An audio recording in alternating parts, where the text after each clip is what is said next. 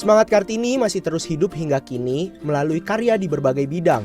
Salah satunya industri perfilman.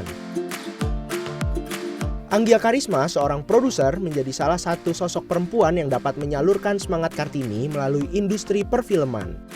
Dengan semangat itu, kini perempuan semakin terbuka untuk dapat berkarya, berperan, dan mengambil keputusan di balik layar. Anggia memproduseri beberapa film keluarga yang tidak hanya berhasil secara komersil, namun juga berhasil membekas untuk para penontonnya. Mulai dari film Keluarga Cemara, nanti kita cerita tentang hari ini, Jumbo yang berhasil mencetak 10 juta penonton, hingga yang terbaru dan menuai respon positif dari penonton, Nawila. Lalu, apa ya yang membuat Anggia Karisma tertarik untuk terjun ke industri film? Dan bagaimana ia memaknai semangat Kartini dalam perjalanan karirnya di industri film?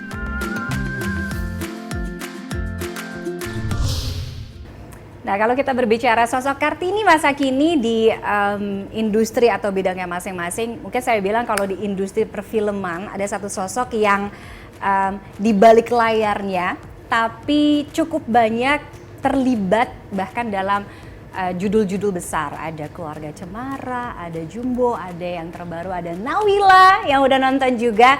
Sudah hadir ada Anggia Karisma. Teh Anggia, apa kabar? Kabar baik. Selamat Hari Kartini. Selamat Hari Kartini buat kamu juga. By the way, Nawila. Terima kasih. Puji Tuhan. Tapi awal ketertarikan Teh Anggia tuh di perfilman tuh kapan sih? Bukannya dokter gigi? Nggak nyambung ya? Beda. Jauh loh itu. Agak belok ya. Emang kan ya? Terus sebenarnya mungkin lebih tepatnya aku tertarik sama proses bercerita ya. Oke. Gitu. Jadi memang zaman SMA, which kayak udah lama banget. Itu kayak 5 ada tahun lalu kan ya? Iya, kayak kemarin. Iya kan? Kayak itu tuh ada proses di mana dulu kita kan punya ekskul tuh di lab school. Oke. Nah, memang ada ekskul film. Nah, salah satu yang awalnya gitu kita bikin lah ekskul itu. Tapi kan gak nyangka kalau dari situ ternyata pas aku kuliah kok malah jadi balik siaran. Jadi aku sempet dulu siaran di radio sambil kuliah juga. Ya lumayan banyak belok-beloknya lah ya. Terus sampai kemudian pada akhirnya aku dikasih kesempatan barengan sama suamiku Angga Dwi Masa Songko juga waktu itu terlibat di sisi kreatifnya dulu tuh. Jadi sempet aku tuh kayak makeup artist. Oh iya? Iya, terus udah gitu juga wardrobe stylist. Jadi awalnya tuh di situ. Jadi pelan-pelan mulai akhirnya kenalan lagi sama proses yang lebih detail, yaitu proses creative development. Tapi at that time mungkin belum banyak keterwakilan perempuan kan ya di industri perfilman pada saat itu. Kalau sekarang sih udah masif banget gitu. Nah, gimana sebagai newcomer ya kan, perempuan juga yang masuk ke bidang yang mungkin banyak didominasi oleh pria gitu. It's quite a challenge. Tapi buatku yang paling penting adalah kita berani bersuara dan jujur sama ideation ya. Dan yang aku juga happy, Visinema itu punya ruang di mana kamu bisa memberikan aspirasi, inspirasi gitu, terutama di ruang brainstorming gitu ya, di proses kreatif itu sendiri. Jadi aku rasa itu proses yang akhirnya mendewasakan kita secara pribadi, tapi mendewasakan kita juga becoming ourselves as leader ya, karena di sana setiap dari kita harus becoming a leader, karena setiap dari kita pasti punya tim-tim yang akan support each and every product atau konten yang akan kita create gitu. Karena Visinema itu pada akhirnya it's a group yang punya banyak division di dalam. Salah satunya mungkin yang kamu juga tahu, kita ada division Visinema Studios, which kita emang provide khusus untuk konten kids and family gitu. Dan dengan pendekatan yang juga tentu saja berbeda gitu, karena kan kita menjadi pencerita yang gimana caranya kita bisa bikin cerita yang baik untuk anak dan keluarga tanpa menggurui. So that's quite a challenge. Dari karya-karya produk yang banyak sekali Teh Anggi handle gitu ya, Visinema keluarin, kayaknya tuh memang lebih banyak ke kids family, ya kan? Cerita-cerita keluarga, anak-anak gitu. Memang ingin mengarahkan ke situ sebagai apa, Signature Cinema atau Anggia Karisma gitu, atau apa sih Teh gitu? Mungkin berangkat dari aku ibu ya, gitu. Dan sebagai ibu ada kegelisahan di mana aku ingin sekali anakku mendapatkan tontonan yang layak, gitu, yang baik, yang bisa dia nikmati dan bukan cuman hanya sekedar dinikmati, juga jadi perjalanan tumbuh untuk menemani dia. Kalau dulu kita mungkin bisa besar dan tumbuh sama karakter-karakter yang kita sukain gitu. Tapi di hari ini aku rasa anak dan keluarga butuh itu, dan butuh Agak juga susah nemuin iya, itu ya. cukup sulit menemukannya, banyak, tapi cukup sulit menemukan yang mana kira-kira baik. Karena pasti setiap orang tua akan berusaha memberikan yang terbaik dan memilih konten yang tepat untuk anaknya sesuai usianya gitu.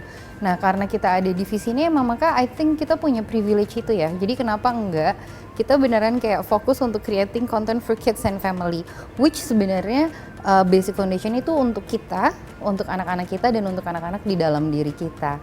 Jadi that's why kenapa kita pengen banget ngisi itu, karena untuk bikin konten anak dan keluarga itu juga sebenarnya butuh kompleks, apa ya, butuh kondisi yang juga benar-benar serius, karena it's very complex Banget. gitu, it's very complex gitu, dengan komponennya, dengan spektrumnya, dengan cara gaya tutur penceritaan, bahkan ketika kamu menciptakan karakter gitu. So we create an IP yang gimana caranya IP itu juga punya umur yang lebih panjang dari cuma sekedar cerita bioskop. Iya. Jadi ada apa ya? Ada sustainability-nya. Ada sustainability, ada kebertahanannya juga gitu. Terus itu yang kita coba ciptakan gitu. Nah, dari kegelisahan itu lahir banyak sekali cerita yang akhirnya bisa rasa-rasanya seperti kita gitu. Makanya kenapa terakhir tuh kita bikin Nawila, ya Nawila tuh adalah kita. Jadi mau kapanpun kita selalu terlahir menjadi anak-anak lebih dulu kan. Tapi itu yang kadang bikin kita lupa. Dan selalu ada jiwa anak-anak. Yang kadang kita lupa kalau kita pernah jadi anak-anak, dan kadang kita di hari ini lupa untuk peluk jiwa anak-anak kita gitu. 3 favorit Anggia Karisma film. Iya. Film ya? Susah nih katanya. Susah ya. Jadi kayak aku tuh sebenarnya kayak Jangan merasa very ada anak style. Iya, kalau yang di Visinema berat banget ya. Visinema ya. Mungkin salah satu yang bikin yang juga project yang pernah di-handle. ya, yang ngehook banget di aku salah satu Keluarga Cemara ya. Keluarga Cemara tuh jadi tontonan yang personal banget dari aku kecil. Iya, kita tumbuh di Kita masa itu tumbuh kan. di masa itu, pulang gitu ya ke rumah nonton series itu gitu di TV. Pulang-pulang ke rumah nggak ganti baju. Iya, nonton gitu, ada Abah, ada Teh gitu, ada Eis, ada Ara gitu. Cuman kayak itu salah satu yang menurutku ngasih banyak sekali pelajaran juga gitu. Itu kayak bener-bener yang oh gini ya bikin film yang anak dan keluarga, tapi kita tahu how to spot on. Dan yang menarik adalah mungkin proses kolaborasi kita dengan almarhum Mas Arswendo Atmowiloto yang banyak ngajarin kita dalam prosesnya itu untuk bersyukur tanpa libur. Nah, itu Keluarga Cemara salah satu favoritku. Terus udah gitu Surat dari Praha. Surat dari Praha itu juga jadi sesuatu yang personal dalam proses pembuatannya untuk aku, karena di momen syuting, di momen production itu aku lagi hamil gitu, dan itu kayak super heat wave di Praha. Jadi aku kayak bangga banget sama anakku yang bertahan di dalam kandungan mau ikut berjuang gitu. Jadi itu kayak salah satu bentuk resilience-nya dia, dan I'm happy to work with him inside my womb.